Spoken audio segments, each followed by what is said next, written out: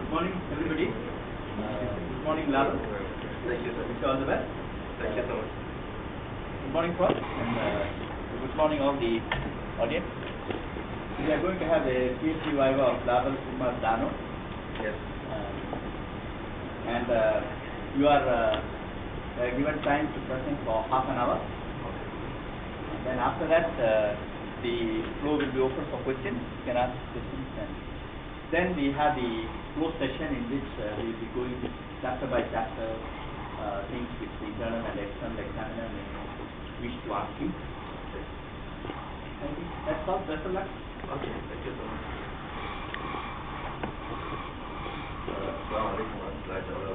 Very good morning, Mr. Chairman, Associate Professor Dr. Narayan Sambul Koti, and the internal and external examiners, Associate Professor Dr. Swapan Kumar, and Professor Dr. Halim bin Setan.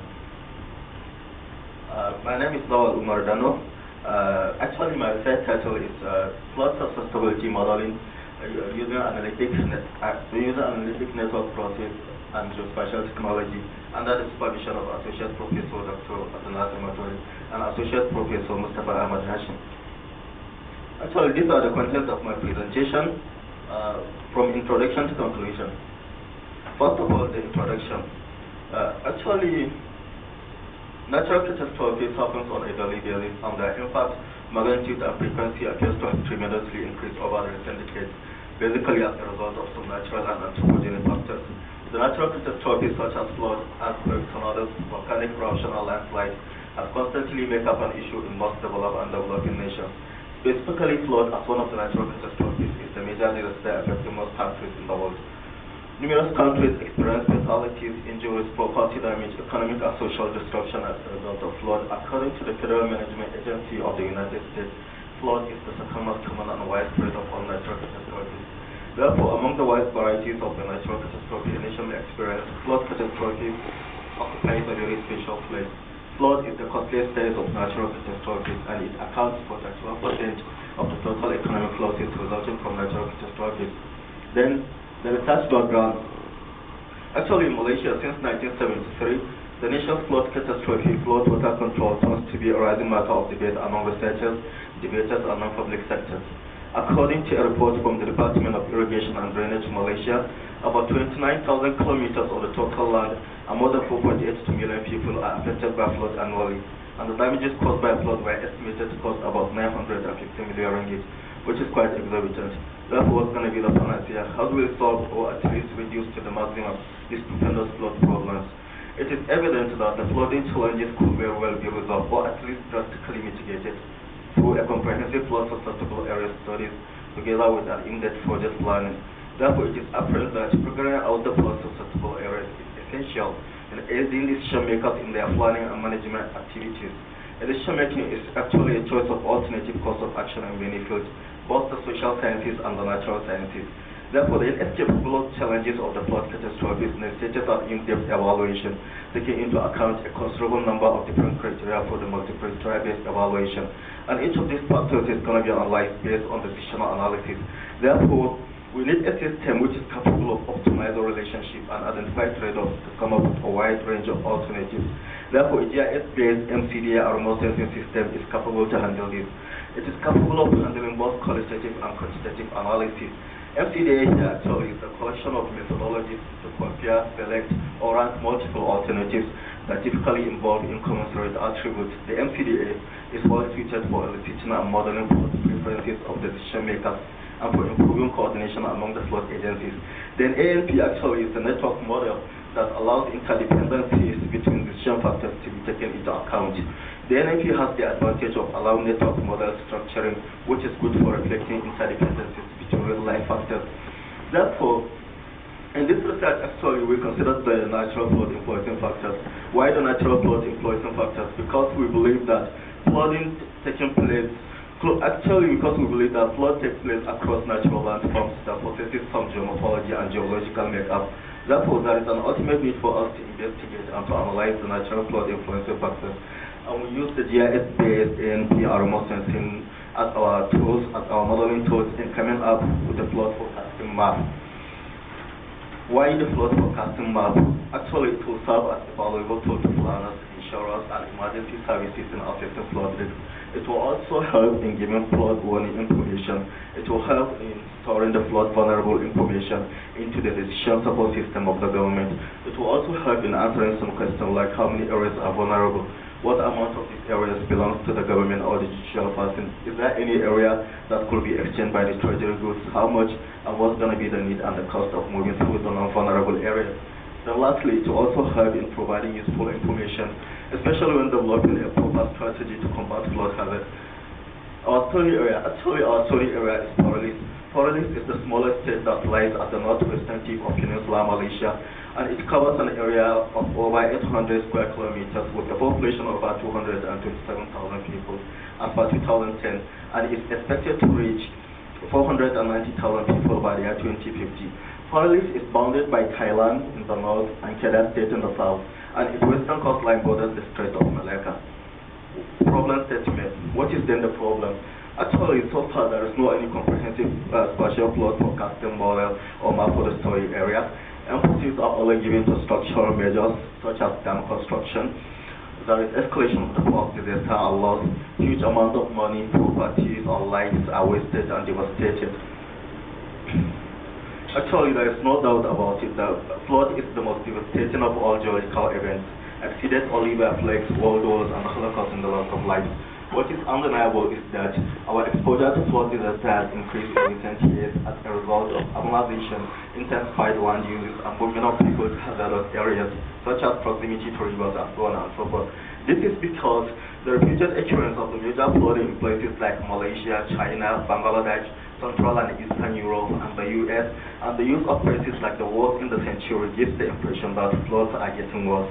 But unfortunately, for decades, responses to flood disasters were not only limited to implementing physical measures to control flooding, such as the construction of flood control works, dams, levees, seawalls, and providing disaster relief assistance to the flood victims. This approach doesn't seem to reduce flood damages caused as a result of flooding, neither does it discourage the unwise development taking place in the flood-prone areas. However, in this research, we considered the non-structural measures in order to reduce human vulnerability to flooding, instead of relying exclusively on the physical confrontation with flood events. To date, there is so far no any GIS-based ANP or remote sensing model used as a tool for flood forecasting. Emphasis are only given to structural measures and some other hydrological models. Research objectives, first of all, actually, is to develop a network flood forecasting model based on ANP survey questionnaire. Secondly, is to develop a spatial network model based on ANP GIS integration. Then, the third one is to develop different scenarios of the flood susceptible zones using sensitivity analysis. Then also, the fourth one is to develop a flood extent extraction model based on radar satellite flood extent mapping. And the last but not least is to validate the spatial flood forecasting model. Literature review. Actually, recent years, responses to natural catastrophes generally has received increasing attention, particularly flood. However, most of the literature published to date only focus on the preparedness for the flood disaster, social impact and public participation of warning, and the evaluation of disaster consequences using different MCDA methods. Actually, we have different MCDA methods such as compromise programming, spatial compromise programming, spatial weighted average method, electric, AHP, and ANP, and so on and so forth. But so far, these are the MCDA methods used in flood. First is the compromise programming, spatial compromise programming, spatial compromise programming, spatial weighted average method, analytic hierarchy process method, and analytic network model.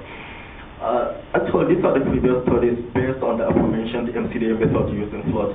First, for instance, the first author here, Lim 2008, used different MCDA algorithms, namely spatial compromise programming, spatial compromise programming, and spatial weighted average method.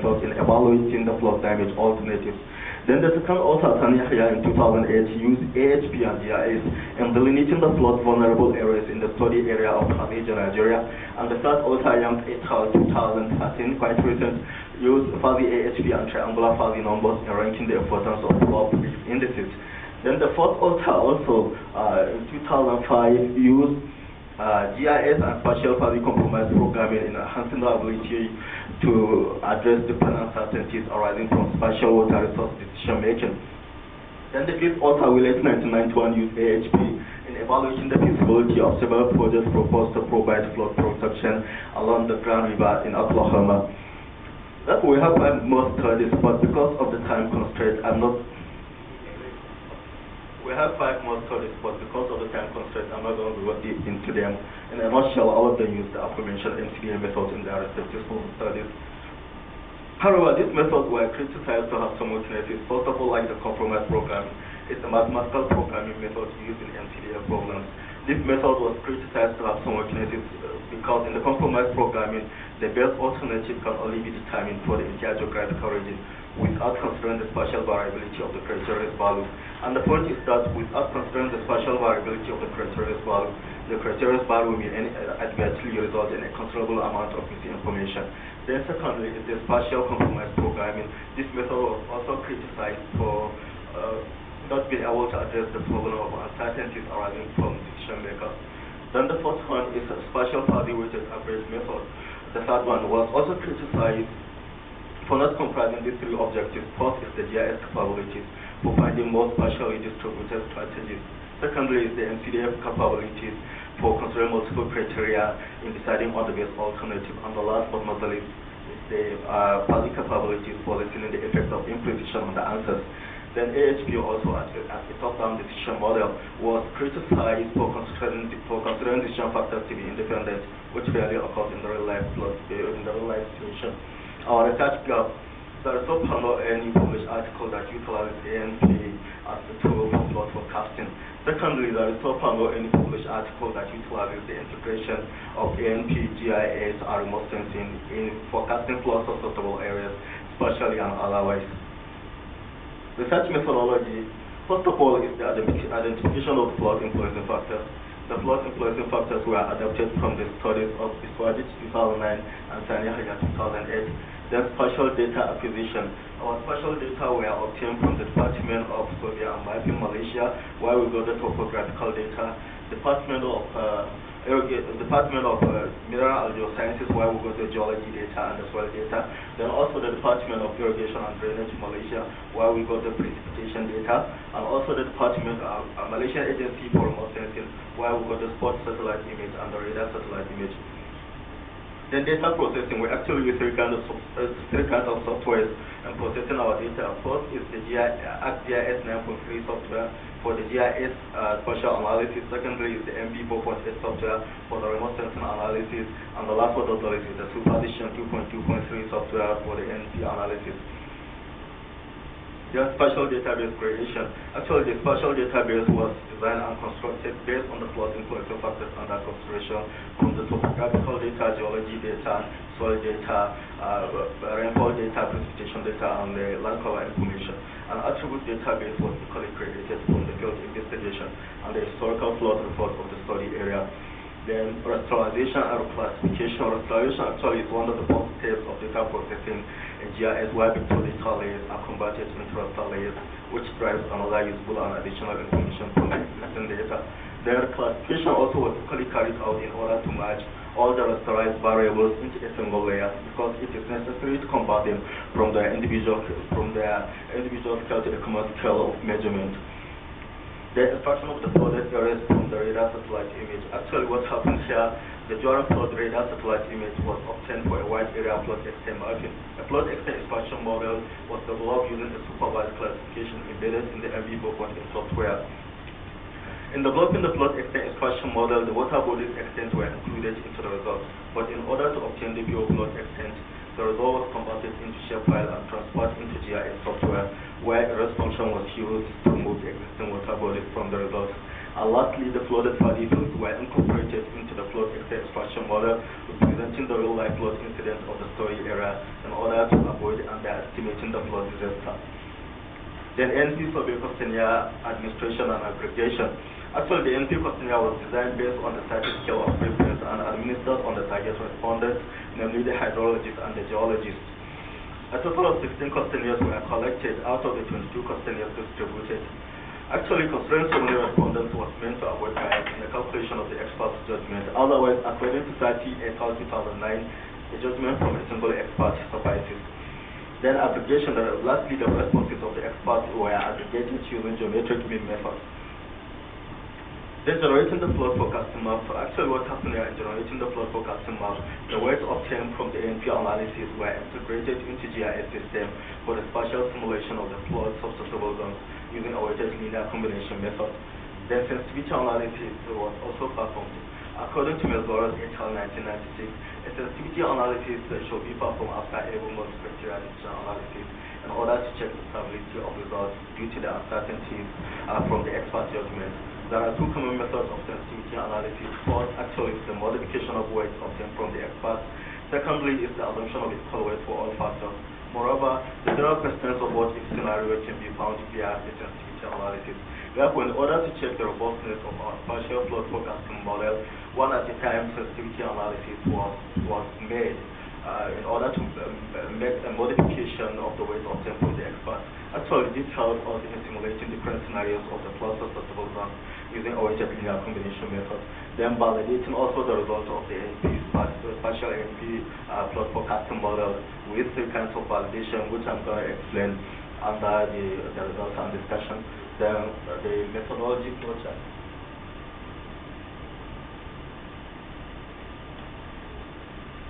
This is the methodology flowchart of the study. Then, actually, this is our NP network model. We basically have 5 clusters, and each of these clusters has its own nodes from within. Each cluster has a loop indicating the presence of inner dependencies between the nodes of a given cluster. There is also outer dependencies and feedback indicated with one-way and two-way arrows respectively. Therefore, the comparison of all the clusters and nodes were carried out based on this network structure. Then secondly, this is our NP spatial analysis model, actually, which illustrates the step-by-step process on how we came up with a spatial simulation of the flood susceptible zones using a weighted linear combination method. Actually, the weighted linear combination method allows the evaluation of layers to be superimposed with each other in order to come up with a final product. In our case, it's the flood forecasting map. This is the demonstration of the vector data layer, and this one is the demonstration of the raster data layer. Results and discussions. Actually, this is the result of the flood extraction model representing the real-life flood incident of the study area. An accuracy assessment was conducted. An accuracy assessment is very important in order to achieve the objective of analysis. The accuracy is measured by empirically comparing a sample of pixels from the classified image to the ground truth data. The percentage of pixels classified correctly were calculated, as well as the percentage of pixels classified mistakenly were actually calculated. Therefore, we use 3 kinds of accuracy assessment algorithms embedded in the MB448 software in order to see which of the algorithm is going to give us the best results. We use the neural network algorithm and the parallel pipe algorithm and the minimum distance algorithm. But for instance, we have the user's accuracy and the producer's accuracy. For us to get the user's accuracy for the non-flooded areas, the number of pixels for the non-flooded areas was divided by the column total. Likewise for the flooded areas. Then we have the producer's accuracy. For us to get the producer's accuracy for the non-flooded areas here, the number of pixels for the non-flooded areas was divided by the row total, this time around the column total. Likewise for the flooded areas. Therefore, all values are given in percentage and pixels and in percentages in brackets, which I forgot to mention in my thesis from table 4.7 to 4.9 to be specific from page 150 to 152 of the thesis. This is the result. Therefore, we use this in validating our data, in validating our model. We've got 99.8 accuracy, the neural network algorithm. Then secondly is the parallel pipe algorithm. It gave us 98.6 accuracy. And the last but not least is the minimum distance algorithm. It gave us 96.8 accuracy. Therefore, we use the first one, the neural network algorithm, throughout. So actually, this is the result of the ANP computation, which comprises of 4 steps. And the step 1 here, the equation 1 here, stands for a typical structure of the pairwise comparison, where A stands for the decision matrix. Therefore, the comparison of both the clusters and nodes were carried out based on reciprocal matrices, where an appropriate agent vector solution method was used in calculating the factors weightings. And finally, the responses of the expert were checked using equation 2 and 3. Actually, this is the typical interface of the pairwise comparison. This is how the interface looks like of the pairwise comparison embedded in the superposition software. Then step 2 of the ANP computation is calculated initial or unweighted supermatrix. Actually, in calculating the initial or unweighted supermatrix, the weights obtained from the reciprocal matrix is in step 1, where introduce each a supermatrix that contains all the network structures and nodes and presents its relationship.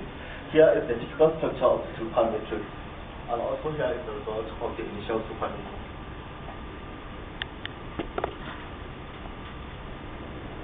This is the result of the initial supermatrix. Then step 3 is the calculated weighted or stochastic supermatrix. Actually, in calculating the weighted supermatrix, the cluster weights were calculated. The cluster weights were calculated in order to weight the initial supermatrix in step 1. The cluster weights were calculated based on the first cluster comparison questionnaire administered. Therefore, this is the result of the weighted supermatrix and the cluster weights. This is the result of the weighted supermatrix. And these are the cluster weights. Then step 4 is the calculated limit supermatrix. Actually, in calculating the limit supermatrix, the weighted supermatrix was multiplied by itself until the limit supermatrix is reached. In other words, the weighted supermatrix was multiplied by itself until it's convergent. And also in the limit supermatrix, both the columns and rows of the supermatrix are identical. This is the result of the limit supermatrix. And this is the summary of the priority. Here are the summary of the priorities. These are the results of the limit supermatrix. Therefore, this limit supermatrix was actually integrated into the GIS system for the spatial simulation of clusters of zones using a weighted linear combination method.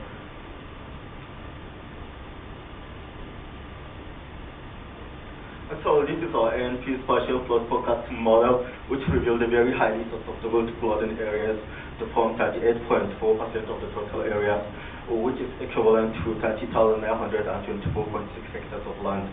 Then with gray color, then followed by the highly susceptible areas represented in yellow color, with 19% of the total area, which is equivalent to 15,341 hectares of land.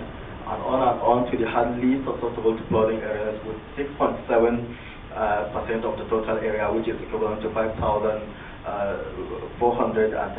hectares of land. Actually, sensitivity analysis was performed.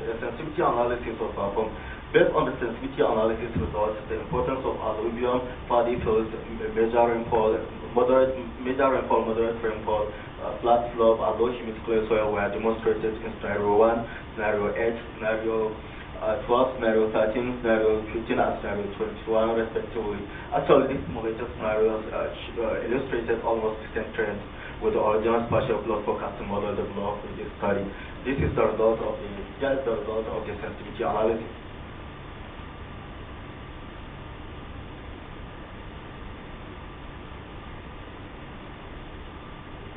Also, here is the result of the scenarios, the sensitivity analysis, the spatial result.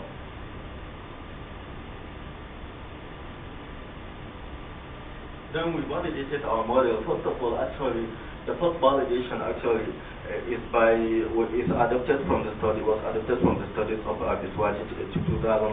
It is actually by superimposing the plot extent extraction model, this one at the middle representing the real life plot incident of the study area, with the ANP spatial plot forecasting model in order to see the correlation between the two. Therefore, as you can see here, the most affected areas, this one we superimpose this over this. So So as you can see here, the most affected areas were found to be scattered over the areas of very highly and highly susceptible to flooding areas. This actually shows a very great correlation between the two. What was on the ground and also what the model forecasted. Then the second form of validation is actually by superimposing the flood extraction model representing the real-life flood incident of the study area with the sum of the spatial information of the study area. First of all, for instance here, we superimpose the flood extraction model with the slope data layer. As you can see here, the most affected areas were found to be scattered over the areas of flat slope. And this is because slope determines the velocity at which water flows. Slope controls the rate of infiltration of groundwater into the subsurface. For instance, when the slope of an area is flat or gentle, the surface runoff is usually slow, allowing more time for rainwater to percolate into the ground, thereby making an area to be more susceptible to flooding. On the contrary, when the slope of an area is steep or high, it facilitates high surface runoff, allowing less time for rainwater to percolate into the ground, thereby making an area to be less susceptible to flooding. Then secondly is by superimposing the flood extraction model representing the real-life flood incident of the study area with the geology data layer. As you can see also, the most affected areas were found to be scattered over the areas of alluvial deposits. And this is because alluvium tends to be low-lying and can cause flooding during extreme events. Even the narrow alluvial tracts of small tributary valleys can be prone to flash floods. Therefore, the capacity of the ground to absorb water is directly related to the underlying geology. For instance, alluvium, clay-rich rock, and some quaternaries are impermeable. Such geological terrain can be susceptible to rapid runoff, enhancing the potential for serious flooding downstream during high rainfall events. Then thirdly is by superimposing the flood extraction model representing the real-life flood incident of the study area with the land use data layer. As you can see also, the most affected areas were found to be scattered over the areas of paddy fields. And this is because paddy fields are predominantly covered by clay soil, and clay soils are less porosity and plasticity in nature, which made them to be impermeable. They do not easily allow rainwater to percolate into the ground. Then the last but not the least is by superimposing the flood extraction model representing the real-life flood incident of the study area with the soil type data layer. Also, as you can see here, the most affected areas were found to be scattered over the areas of low humid clay soils. And clay soils are less porosity and plasticity in nature. They do not easily allow rainwater to infiltrate into the ground. Then this is actually the last form of validation we use. It is actually by comparing the flood extraction. It is actually by comparing our NP spatial flood forecasting model with the associated spatial information of the study area. As you can see, the areas forecasted to be very highly and highly susceptible to flooding areas, represented in dark gray color and yellow color, highly corresponded with the areas of flat slope, alluvium deposits, paddy fields, and also low humid clay soils.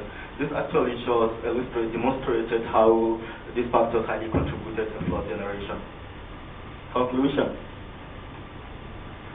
Actually, the flood influencing factors we are able to identify the flood influencing factors from the literature review, and also the current ANP method has been scrutinized and adopted in this study, which is one of its kind.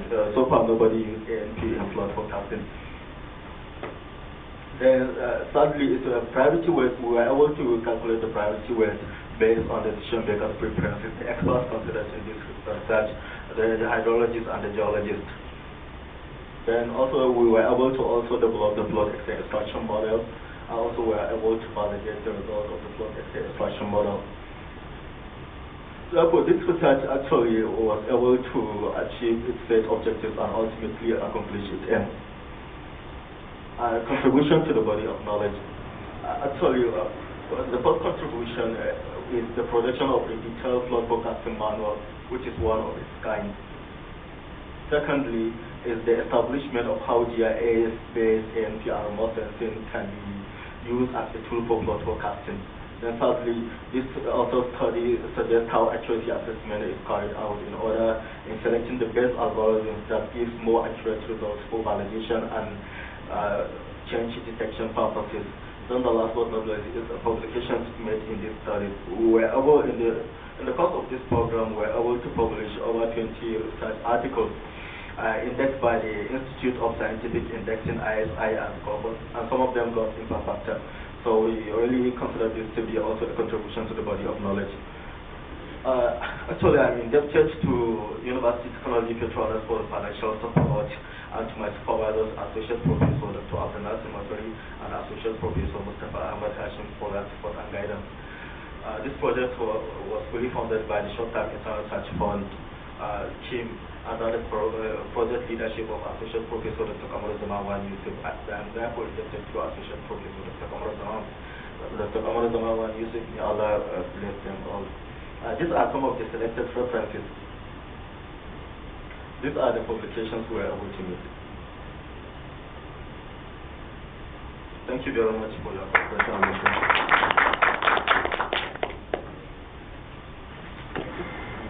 I think we have the open question session.